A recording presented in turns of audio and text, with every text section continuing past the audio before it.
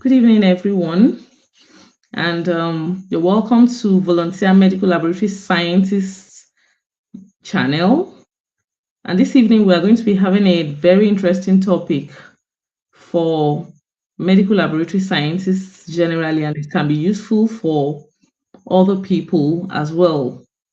And the topic is on how to identify opportunities that best fit your personality as well as your qualifications.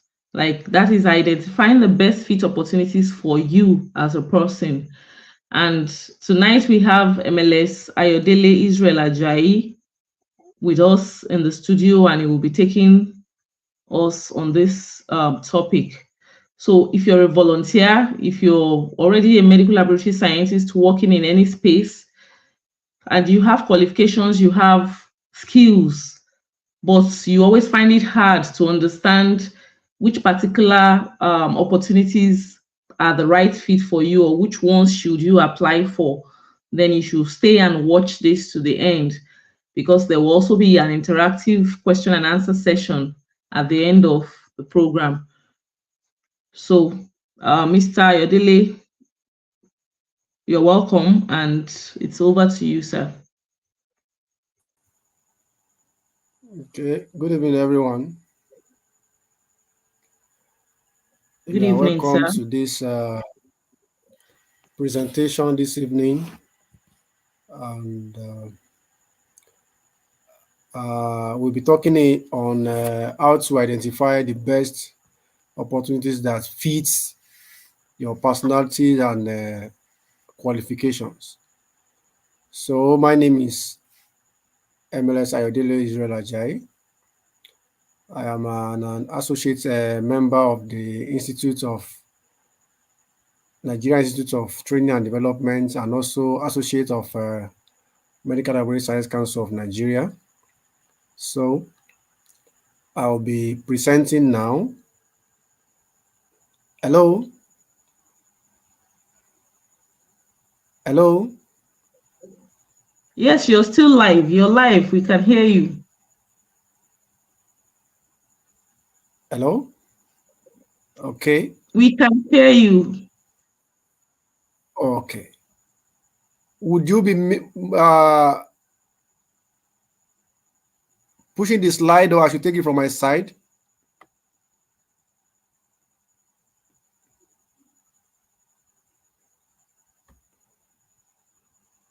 Hello?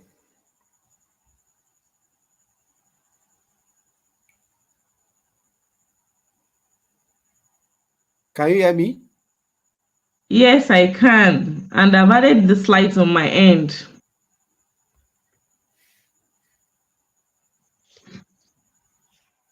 Okay, please can you put it off? Let me share from my side. I I want to hope. I want to share my screen now. I want to share the file. Okay,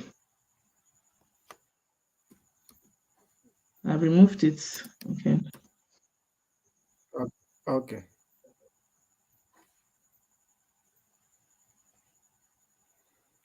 Sorry, please. I'm trying to bring up the slide now.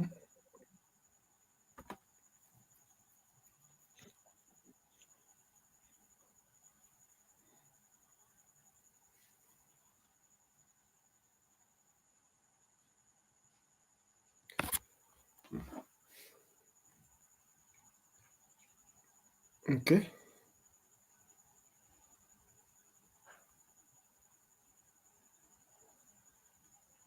Mm, Sorry, few seconds. It will soon be uploaded.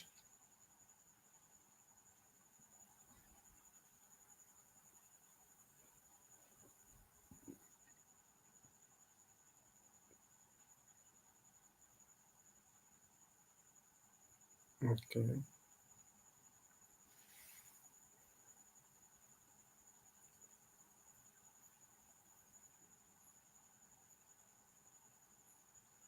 It's processing.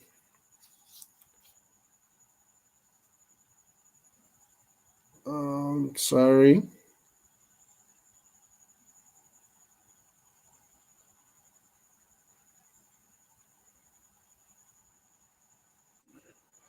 If your Okay. internet connection is not very good, it's better I share the slides from my end. Can you see it now? Can you see the slide? I have it on my hand, but Hello? it's Can you not see on my the slide? live stream. It's not on the live stream. That's why I said, let me share from my Okay. end, because if your connection is bad, it will drag either your video or prevent the slides from coming O- up faster. Okay, no problem. Let's take that. Okay. Let me remove it from here. Okay, you can take it. Okay, to avoid waste of time. So how to identify the best opportunities that fits my personality and qualifications is the topic given to me, and I will be talking with the lens, of medical laboratory science.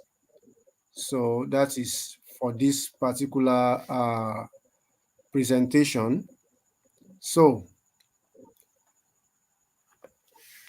I once again welcome you to this presentation, and is designed to help Nigerian medical laboratory scientists to identify career opportunities that align with their unique personality traits and qualifications. The goal is to help you achieve professional satisfaction and success.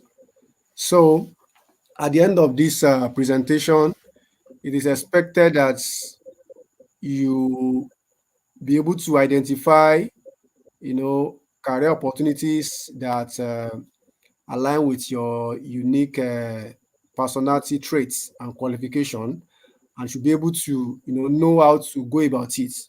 So that is what this presentation is all about. So let's talk about understanding oneself. So understand yourself. Uh, the first thing to do whenever you want to talk about, oh, I want to attract opportunities, career opportunities, the first thing you need to do is to know yourself.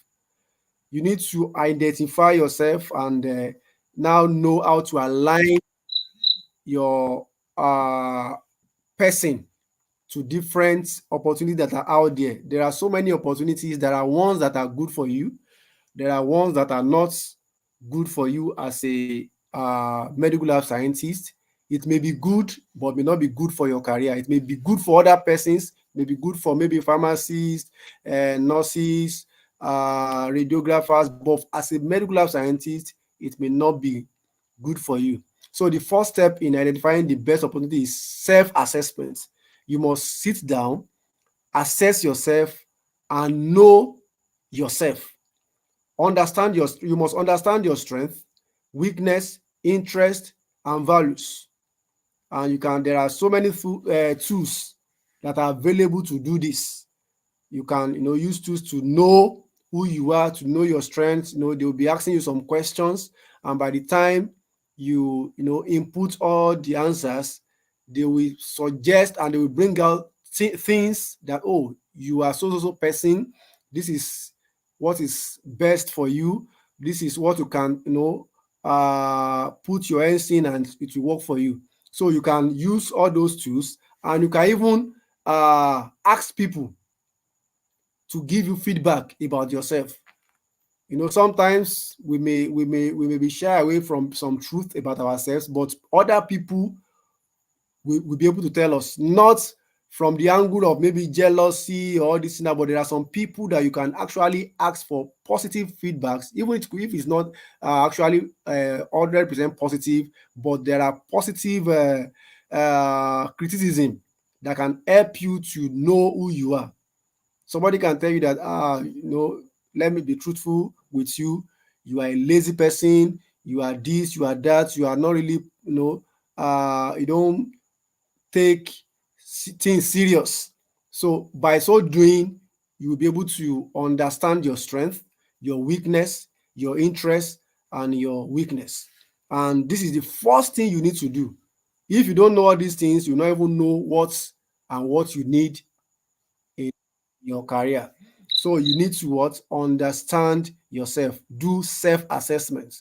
Another thing is, next slide, you must know your personality types. This is very, very important. You must know your personality types and the career matches.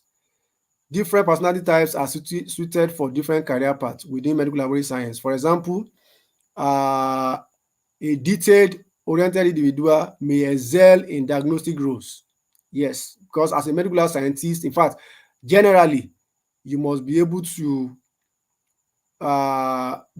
be attentive, be detailed oriented. That is even general for a medical scientist. But there are some that we have it more than ourselves. There are some that they are so detail oriented. So such people will be good at diagnostic roles. While those who enjoy teaching will thrive in academic positions. Yes, if you have noticed that, yes, you like teaching, you like uh, giving out what some part of you to others, teaching may be your calling. So as a medical lab scientist, you can also go into teaching. You can go into lecturing, and there are so many things attached to that also. Use your personality assessment results to explore a suitable career path. So you must know your personality types and match it with your career aspiration. These are very, very important things to know. And another thing is assessing qualifications. You review your qualifications, list your educational background, certifications, skills, experiences, and achievements. Identify the qualifications required for roles that interest you. This is very, very important. Before you talk about opportunities, you must you must be able to identify qualifications required for such roles that interest you. For example, if you want to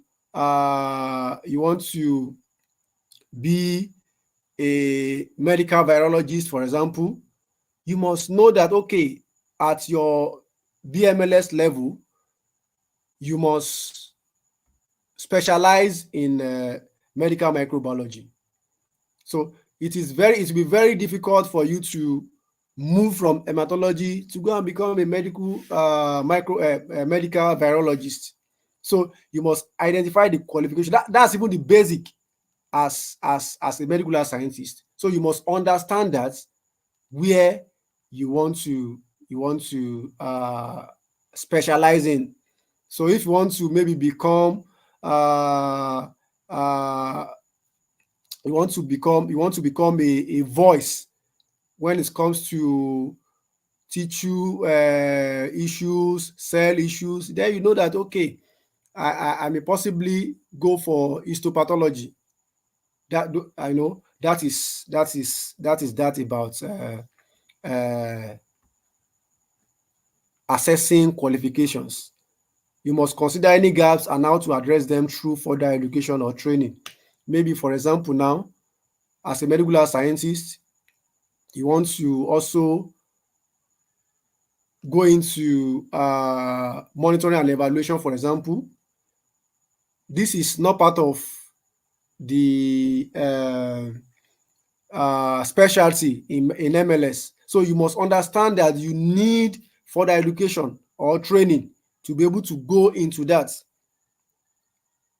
So you must understand that you need to, put in for other certification, other training to be able to do that. Or maybe you as a medical lab scientist, you want to go into public health.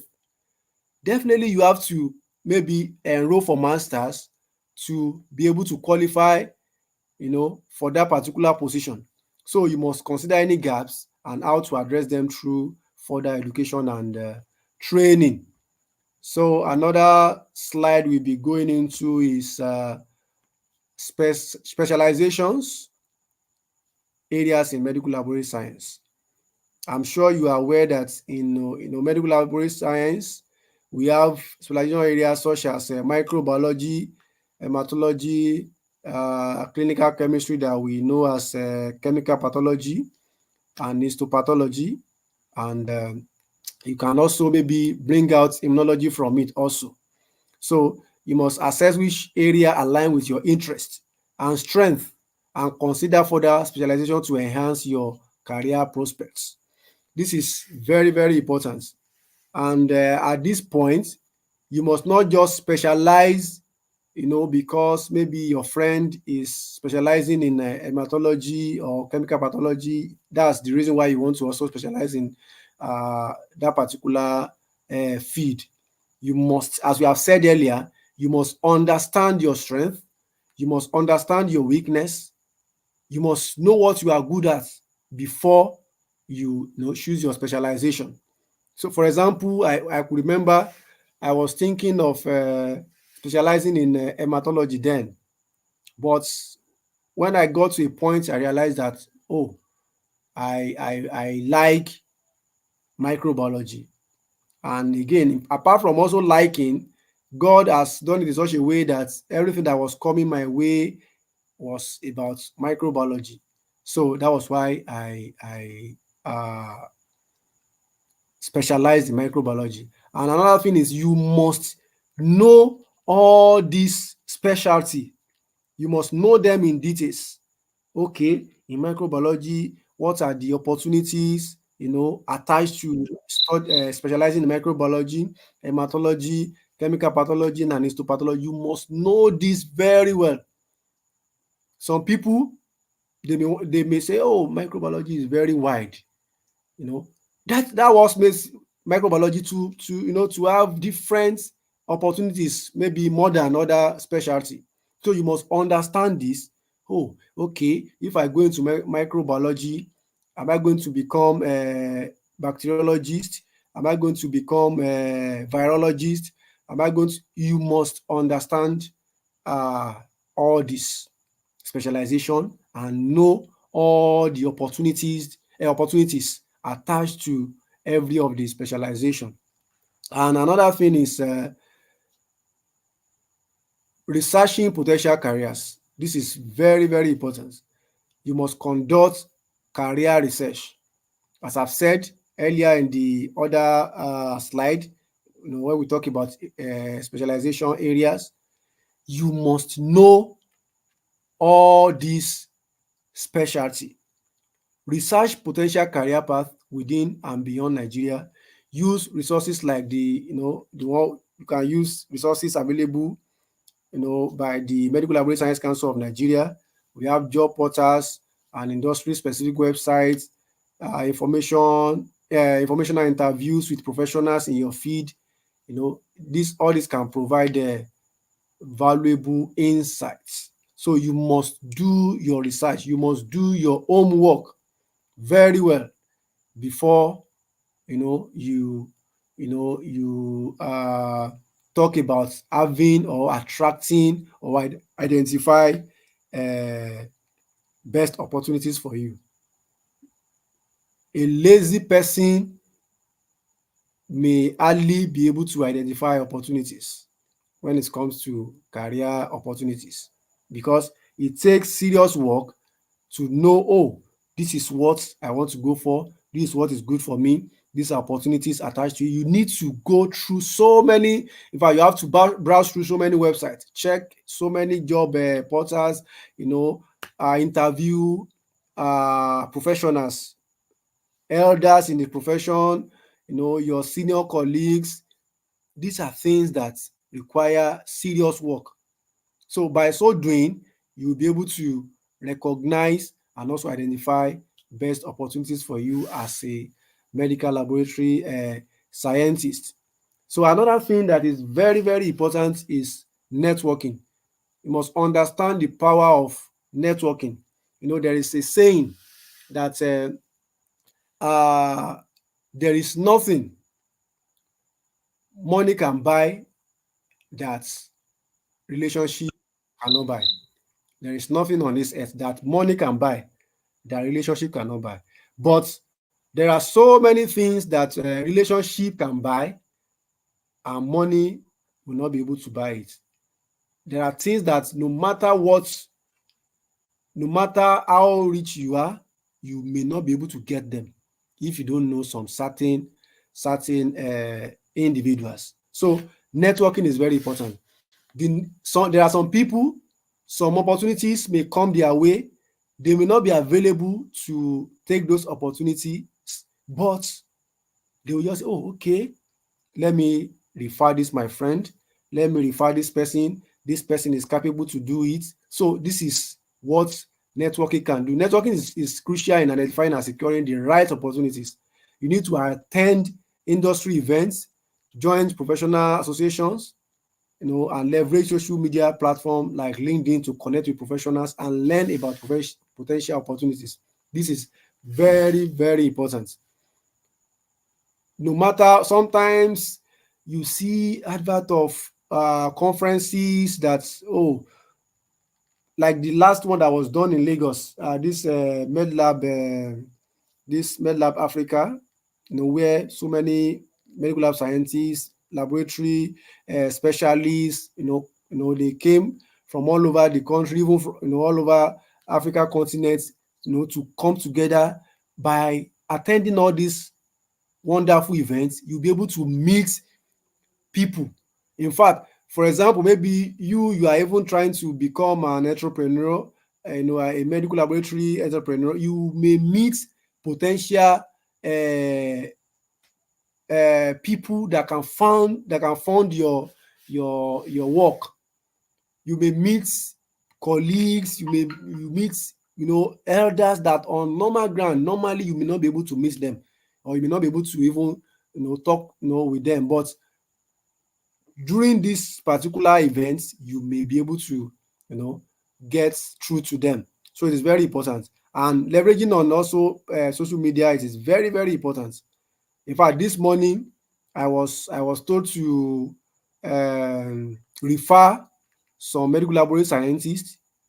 The person also contacted me, the research people, the analyst contacted me on LinkedIn, and after checking my profile, she saw that, okay, I was fit for the opportunity, and she asked me that, okay, do I have other people that I can refer for the same opportunity? And I did. And no matter how little or how small the money that may come from it, maybe it will also cover something. And again, so it will also open opportunity for subsequent ones. It will open doors for subsequent opportunities for these particular people. Now, by the time you attend to them and you deliver your job in a professional manner, but when next they need any thing from a medical lab scientist, they will definitely come back to you that, oh, okay, you have been working with us, let us work with you again. The last time you worked with us, it was wonderful, so let us use you again. So connect with professionals. I do tell people LinkedIn is not like Facebook, that you just add your family members, add friends, add all those people. This is not what LinkedIn is all about.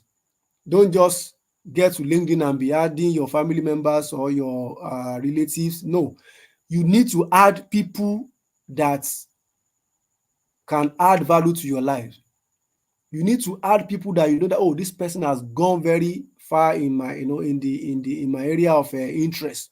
Let me add the person. Let me seek mentorship from the person. These are the people you need to add to your as connections. Not just LinkedIn is not where you add everybody.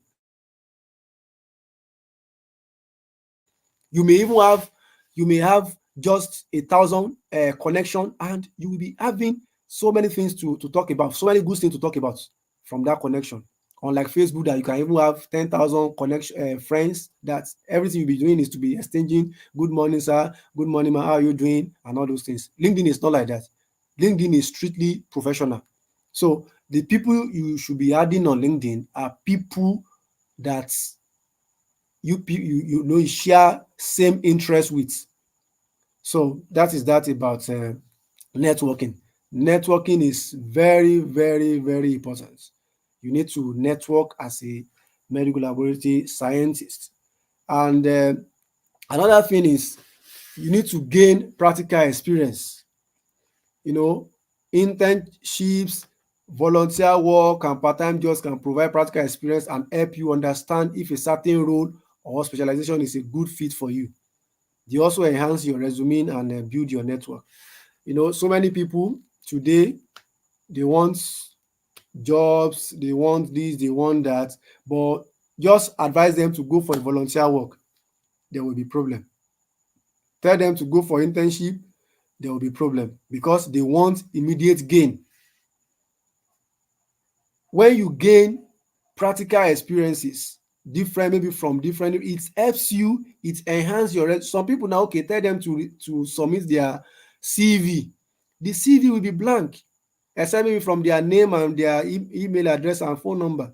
There will not be uh experience, no experience, not even for volunteer experience.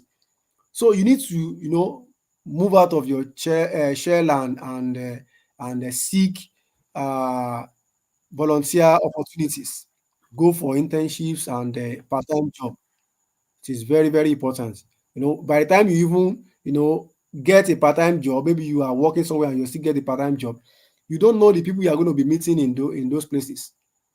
In fact, they may not even be the one to employ you directly, but by the time they know you, they know what you do, they know your some your skills.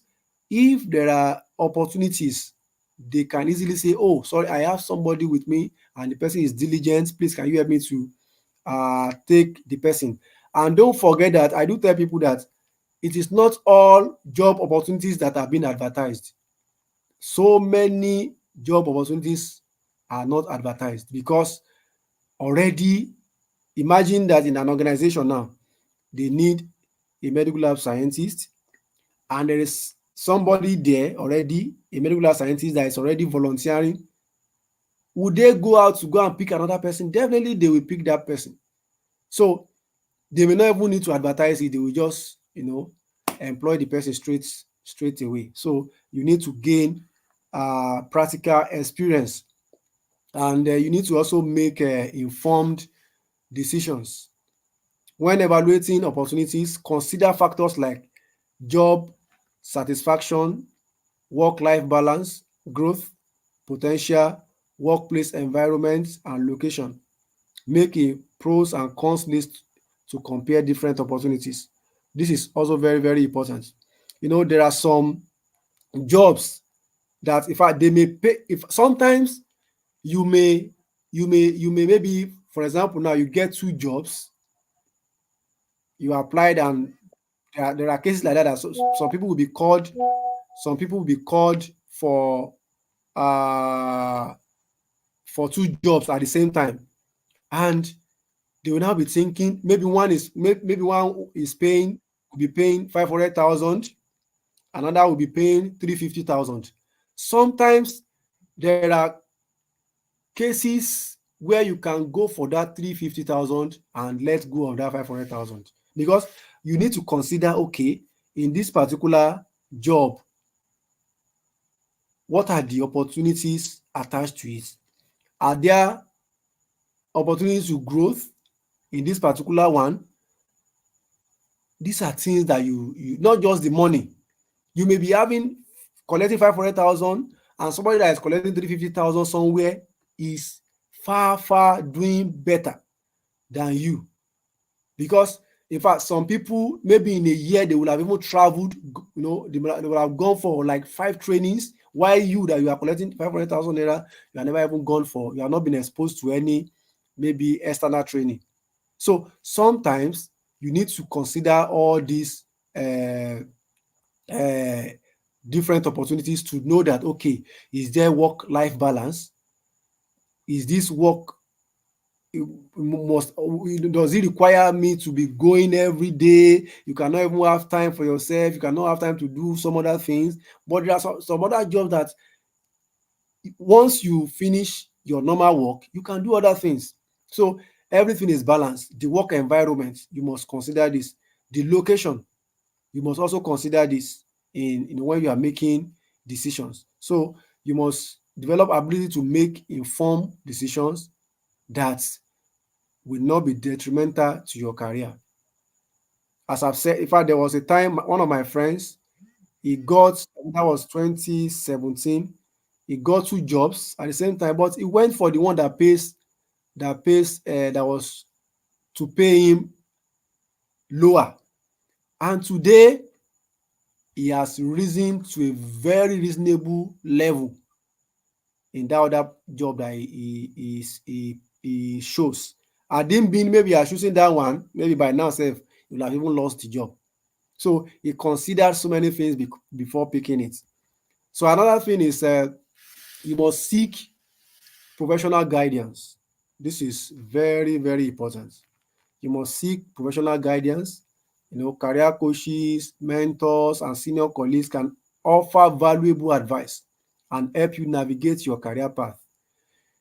They can provide personalized guidance based on their experience and your unique situation. You know, in most times, we need to leverage on other people's uh, experience. For example, if somebody has gone through a particular path and it is easier for the person to tell you, okay, this was these were the challenges I faced, and this was how I was able to uh, overcome the challenges. So there is a saying that experience is the best teacher. Why we may accept that, but experience is not the best teacher. Learning or teaching, listening to advices could be the best teacher, because you don't need to go and learn it the hard way or experience it in a bad way before you learn. You can easily learn from someone that has already passed through that particular path. So if somebody maybe followed a particular route and maybe failed like 4 times, you don't need to also fail 4 times or 5 times before you also get it right. You can easily seek advice from that particular person, and the person will tell you, and you avoid all those failures. So you can leverage on other people's experiences, even positive, and negative experiences, to make your own path smooth. There is a saying in Yoruba that an elder that falls into the pit, you know, actually teaches other people that are coming behind him some lessons. So if some people have gone, before you, and maybe they have failed at different points, you need to leverage on all those advices they'll be giving you to avoid, failing also. So another thing is you must explore diverse roles in medical laboratory science. Consider diverse roles as research, teaching, clinical diagnostics, public health, and administration. Each role requires different skills and offers unique opportunities for growth and development. This is very, very important. As medical lab scientists, we are not just to be on the bench. There are so many things we can, divert to. As a medical lab scientist, you can become a public health officer. As a medical lab scientist, you can become a data manager. As a medical lab scientist, you can become a monitoring and evaluation officer. There are so many other opportunities attached to this,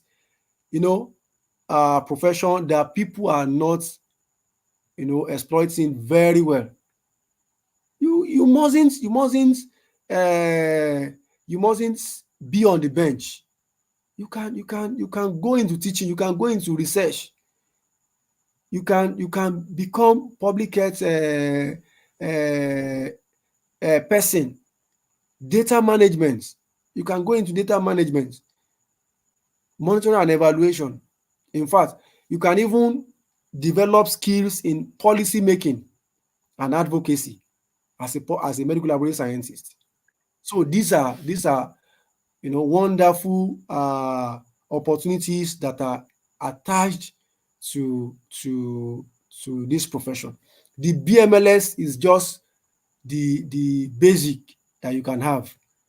BMLS, is only introducing you to the diverse opportunities available, in medical laboratory. That certificate alone is, enough to expose you to all these things: data management, public health, even administrative part of it. In fact, for people that are even serious enough, you can even go to the economic part of it. As a medical scientist, you can become health economist. It is very, very possible to become health economist even as a medical scientist. You can, go for further studies, go for MBA, and you know specialize in administrative part of the profession. And again, in fact, you can even go to the legislative part. You can go into legislative, to House of Assembly, Senate, all these things, to promote public health issues as a medical scientist, and also even promote anything that happen to have a relationship with medical lab science. So these are different opportunities you can uh, diversify to. So another thing is flexibility and adaptability. As a medical lab scientist, you need to be open to unexpected opportunities and be willing to adapt. For example, when I came into this my place of work, I was told that okay, there is need for a data assistant. As a medical lab scientist, I was trained to in data management, and today I can tell you that being accepting that particular opportunity has really, really helped my career, because normally it's somehow that okay, you're a medical scientist, can you also be in data management?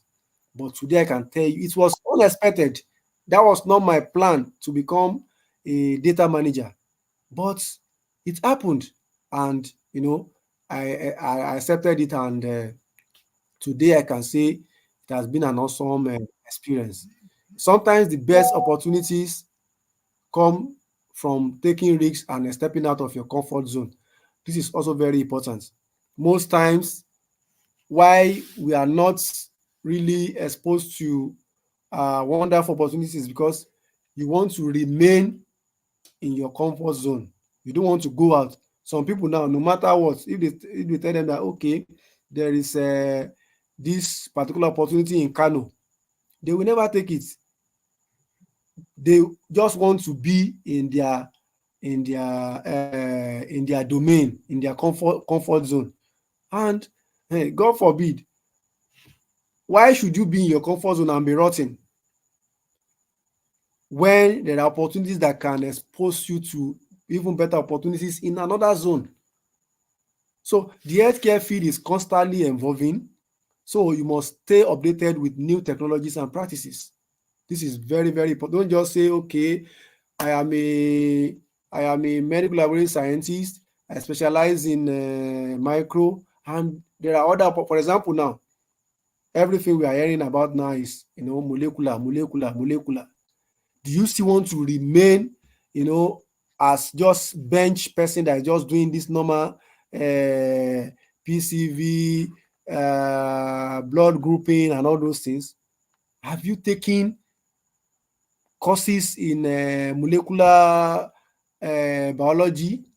Have you registered for seminars to increase your knowledge in molecular biology or other, even sequencing?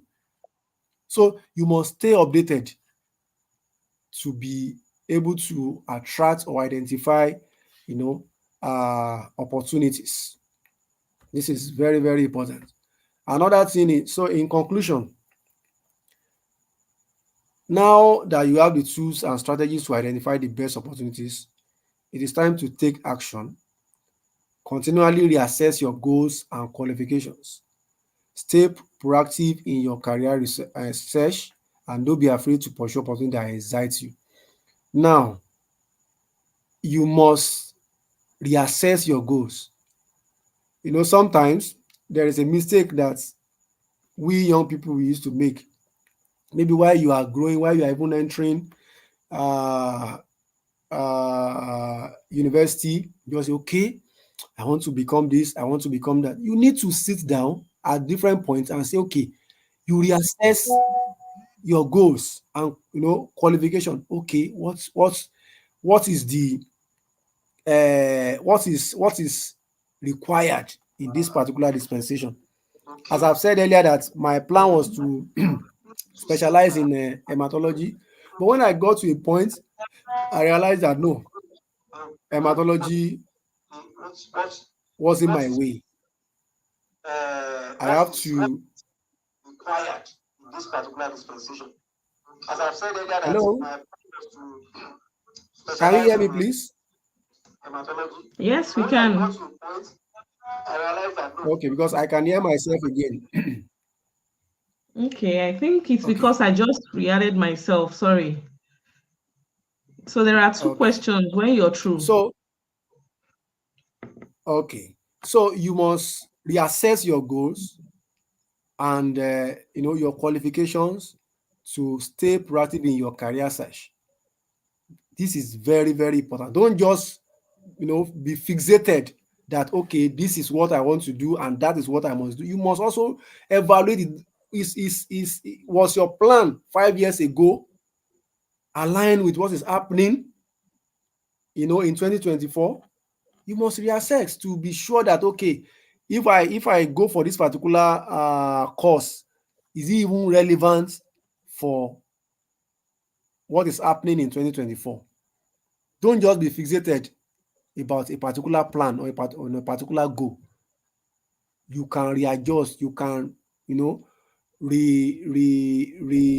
yourself to be sure that what I'm going for is also going to expose me to better opportunities. Very, very important. Very, very important. So uh we are in a question and answer session now. Okay. If you have questions or uh any query. Okay. Thank you very much, sir, for taking this presentation at short notice. So, one question is that a lot of times people apply for opportunities and they get rejected. Like they get that we are sorry to inform you. We had a number of very good applications, but you are not a good fit for this program or for this job or for this grant, whatever opportunity it is. So the question is, why do people get rejected? What are the factors that contribute to not getting the opportunity that is applied for, that was applied for? Then the second question is like the inverted format of that. What are the factors that contribute to successful applications or that contribute to getting the opportunity that you feel is the best fit for you and that you applied for?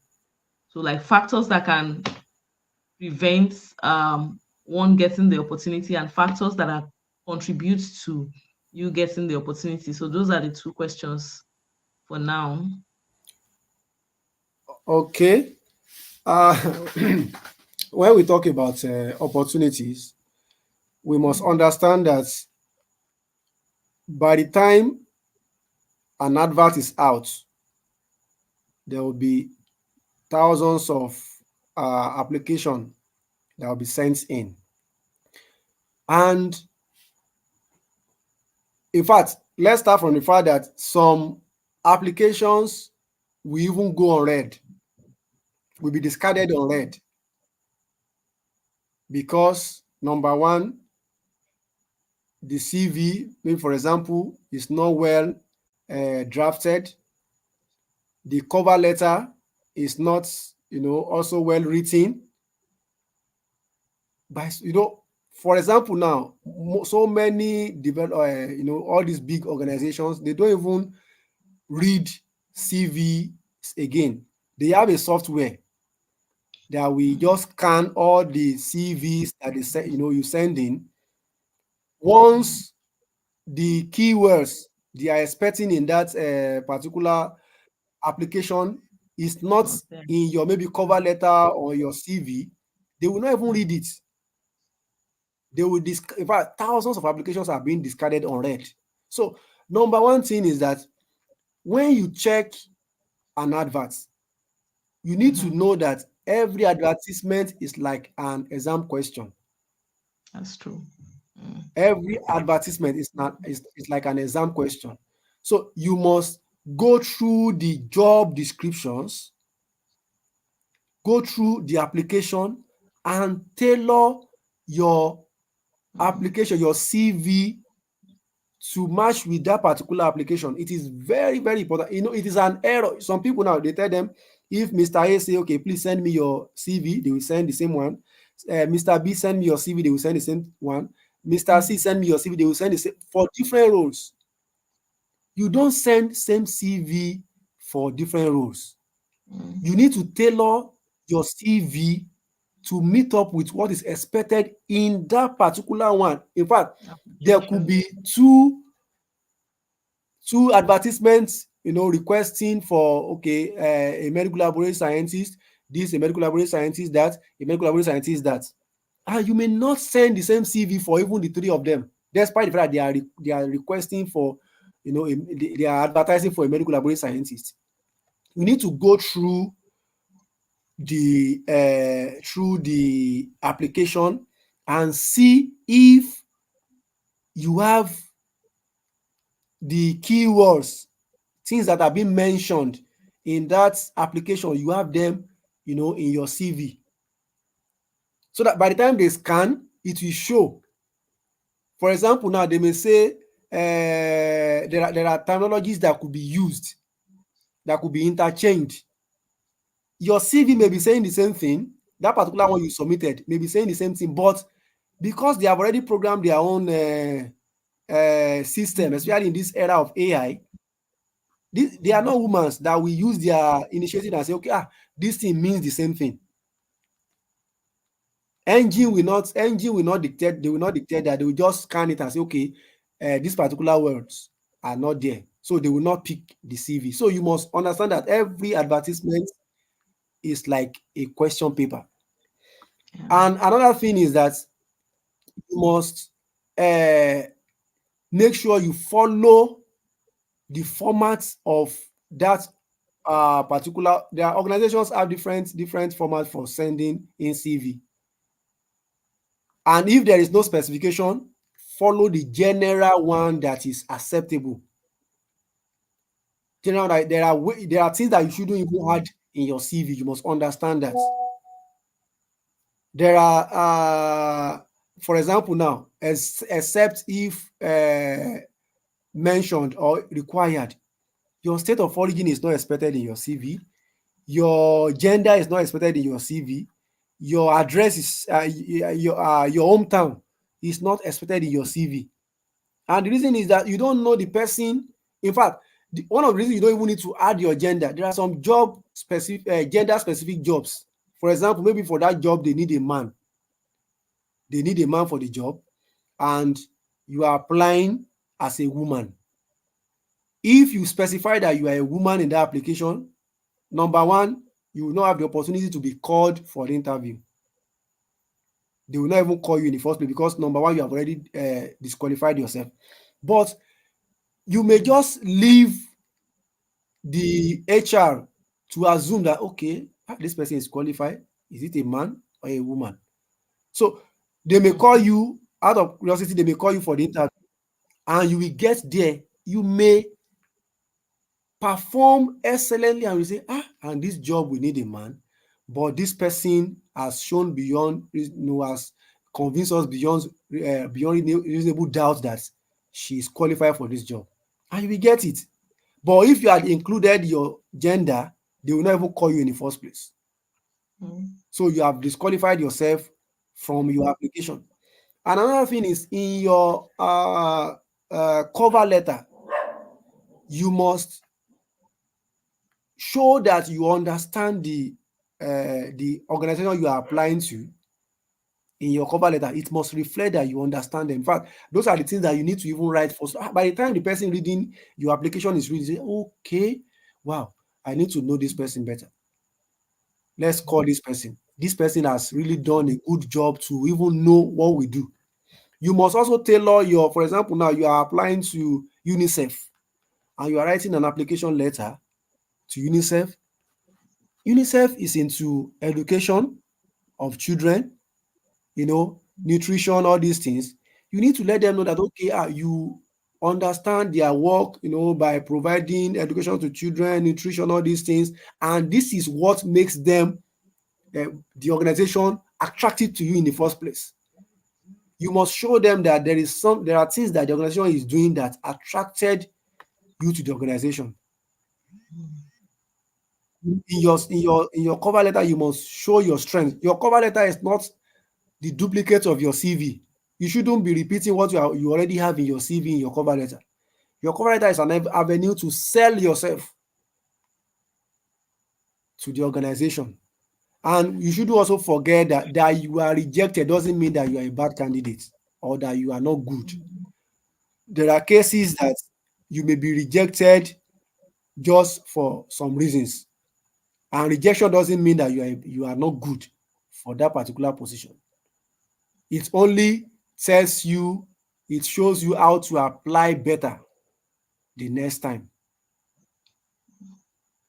So those are the things you will need to look out for. Those are the reasons why some application may, go, maybe be rejected and all these things. So I think the second question is the factors, right? Yes, what makes your application have a higher chance of being accepted or getting what you applied for? Yes, as I've said, you must, in fact, I think it's part of what I've also answered. You You've must answered some part understand of the it. organization you are applying to. Mm. Yes, I you also must think understand I the also organization think you are applying to. it's very helpful. I found in my own personal experience that applications that I tick off the requirements that I meet are the ones I Mm, do better in. For instance, when all these applications come out, they will write eligibility criteria, they will write what they are looking for. So a lot of times mm, before, like you said, it's an exam. And if you're able to understand how exam marking guides work, you know that, okay, let's say they assign 5 marks per requirements or per criteria. And out of maybe 10 criteria, you have been able to meet up with 8 or 9 confidently. You know that your application can show that you have 9 out of 10. It's definitely sure most times that you will get in. So, but when there is an application that for the requirements you're seeing that maybe you're like 5 out of 10, if the competition for that kind of application is much, you may find that you don't get in. So, um, from the first 2 or 3 slides you treated, when talking about your personality assessment of your own skills and qualifications, each person should know himself or herself, know what you actually are good at, what you can do, and then be able to express or communicate that value in a way that whenever the person that is looking at the application or their exam script picks up that application, they are able to clearly identify that, okay, we want this criteria, this person has it. We want this one, this person has it. We want this one, this person has it. And then the person can get it. So in this instance, I would say that for anyone who may have challenges with communications, it's good to get people who can help you with a clarity call. You can call those who are career coaches or those who have more experience in this area, talk with them, let them give you clarity. Like, okay, this thing I applied for, this is what I submitted. Let them review your um, cover letter or your application essays, and let them check if what you have said has actually communicated that you have all the skills and all, I mean, what they are looking for. Once you have like a person or two, or even three, if you have so many people like that in your network who have checked and seen that yes, you meet up with this criteria, your confidence level is boosted such that when you even get to interview stage, you're able to communicate better about the value that you bring to the table or that you have. So I think that because it's an exam, every person should be able to assess themselves before they hit that submit button. Before you submit that cover letter, before you submit that application, be sure that their eligibility criteria, you have checked it very well and seen that you have ticked off at least for me as a personal guide, I always try to ensure that most applications I submit, I've ticked off 8 out of 10 of the criteria if it's a 10 criteria application. And the success rate is very high. Like, I was looking through my inbox the other day, let me even see if I have plenty rejection emails. I couldn't find more than two. And I was wondering, okay, is it that I didn't apply to things that I got rejection emails? And then I was like, okay, I don't always apply because most times when I check those criteria, the ones that I see that I'm not a good fit, I don't bother applying. But the ones that I see that, yes, okay, I actually match this, then I apply, and most times it's like slam dunk, I just get in. So I think that aspect needs to be clear, that each person should know themselves and be able to assess the application or the opportunity they're applying for to see that, are we a match? Are we a good fit? This thing that they are asking for, maybe for instance, an opportunity for storytellers, like the Generation Africa fellowship I was in 2019. They were asking for storytellers, for people who don't know how to tell stories or who don't know how to write stories. If such a person applies and they're checking the person's timeline, they can't see anything that looks like stories, they can't see anything that looks like having ability to write properly, they will discard such an application because they will feel like this one does not match what we want. So it's always good to, there are so many opportunities, and like I shared with some of the members of the group, there are websites like the Fidelity Concepts websites and Opportunity Desk, where every day applications or opportunities are coming out for different things: scholarships, jobs, grants, fellowships, a lot of things. And people who need to apply for these things may not even see them, and so a lot of people who are not even the right fit are the ones that apply, and they may be lucky if they don't have the best candidates, still get out of those ones who might be like 70% fit or 60% fit. So in this particular case, I would say increase the chances by assessing yourself before you submit. So I don't know if you have any other final words before we close the session. It's about an hour now. Okay. Another thing is that as much as we need to be sure that we click some of these criteria, you shouldn't also wait until you know have 100%, you meet 100% requirements. Sometimes, in this life is not always about just, okay, this qualification, that.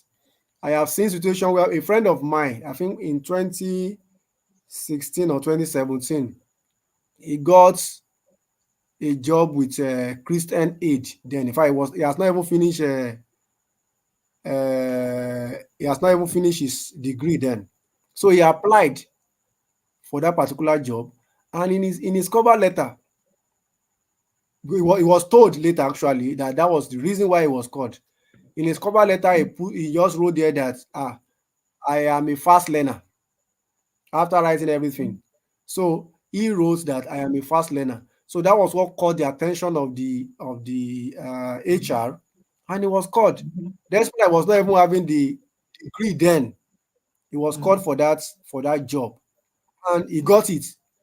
It was later they now told him that that was the reason why he was even called in the first place. So they called him to come and explain himself in that interview, and he actually did well and he got the job.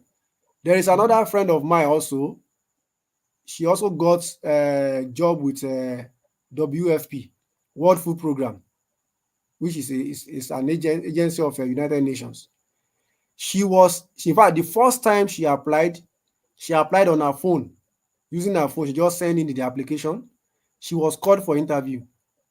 She was so surprised that these people are possibly scammers, because she was only having diplomas at that time. She was in the university.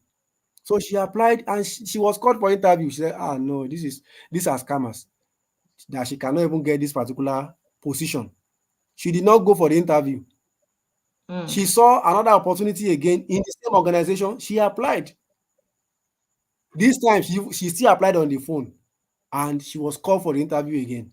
So she now told her brother now say, okay, go for the interview. At least by the time you get there, if they will not take you, you will know.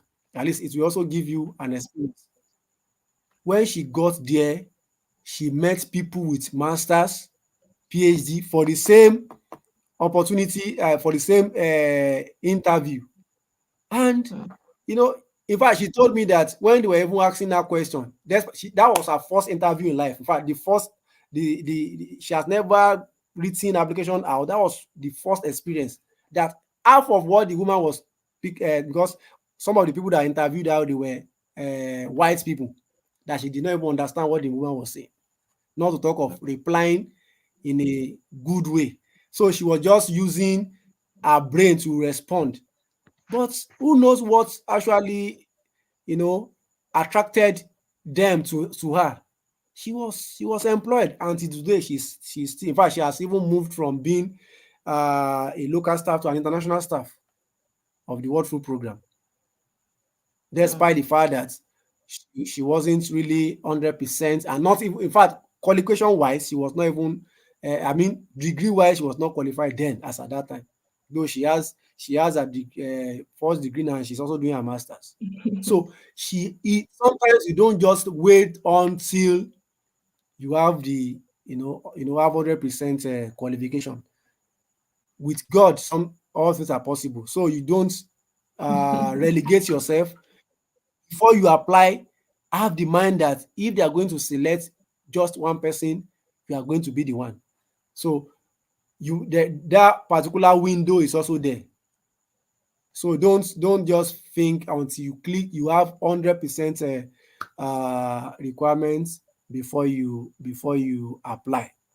And when you are applying also, you must, you know maybe call somebody, a professional, career professional, to help you, go through the application, to proofread, to avoid errors, grammatical error, or all these things. The Mhm. person will be okay. Mhm.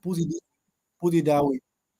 A friend of mine that is currently working with ICRC, the current position he is occupying now, he said when he was about time to be interviewed, for him to be interviewed, he thought he has done well, you know, preparing for the interview. But he called a senior colleague of his, and the person took him on a review process for like up to 1 hour, 30 minutes to 2 hours.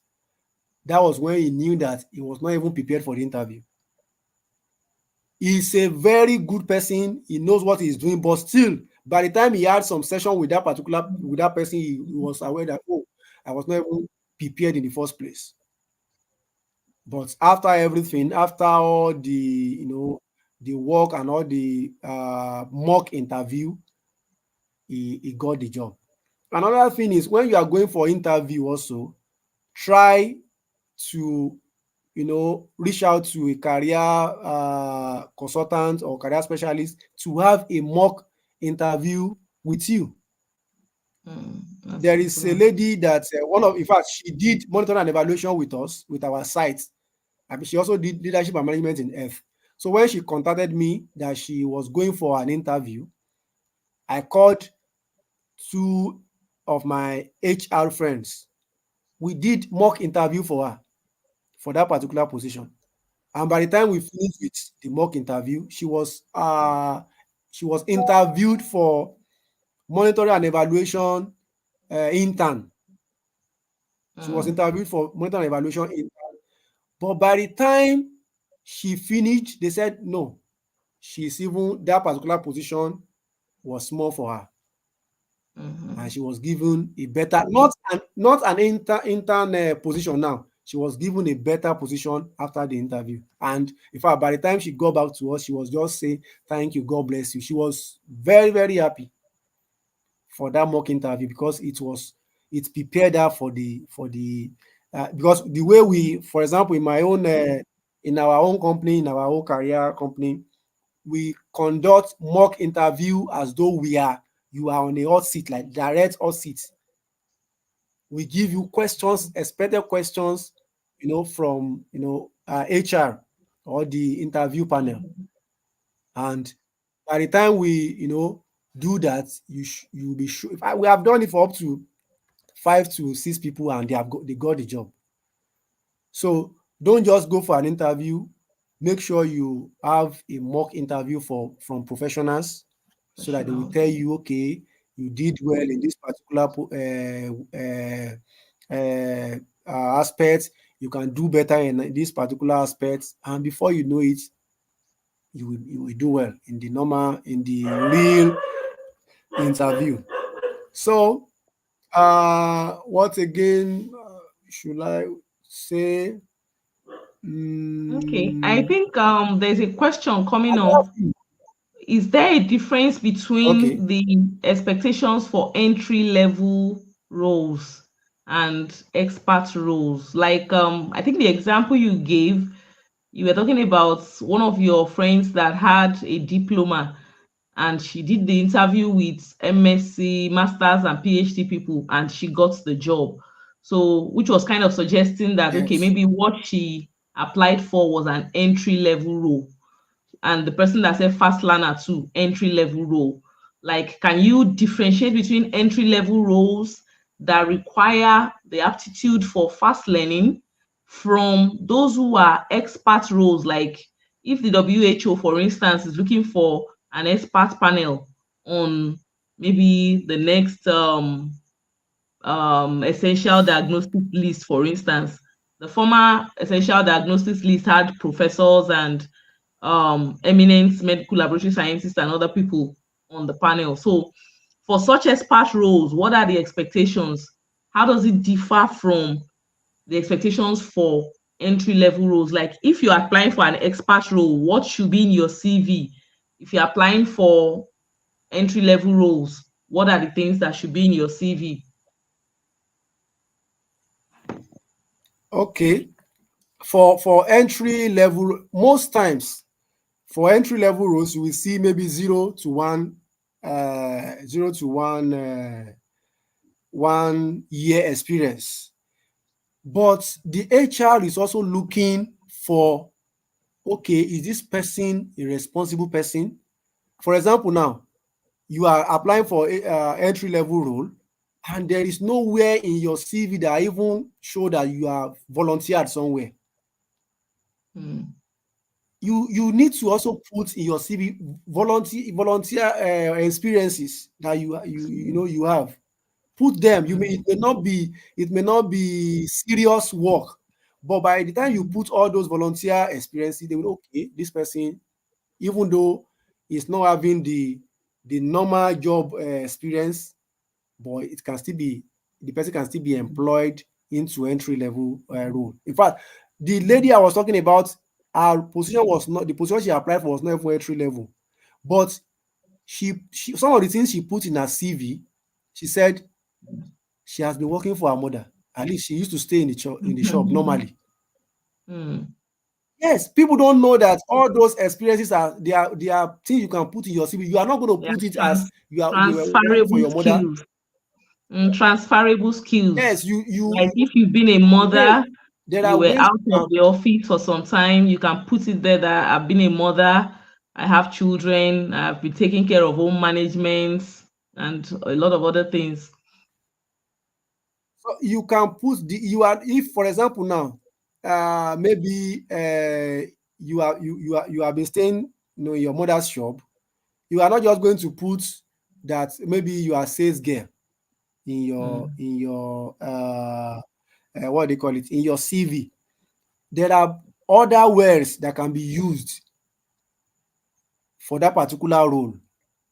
Oh, you can even put sales representative. It sounds better.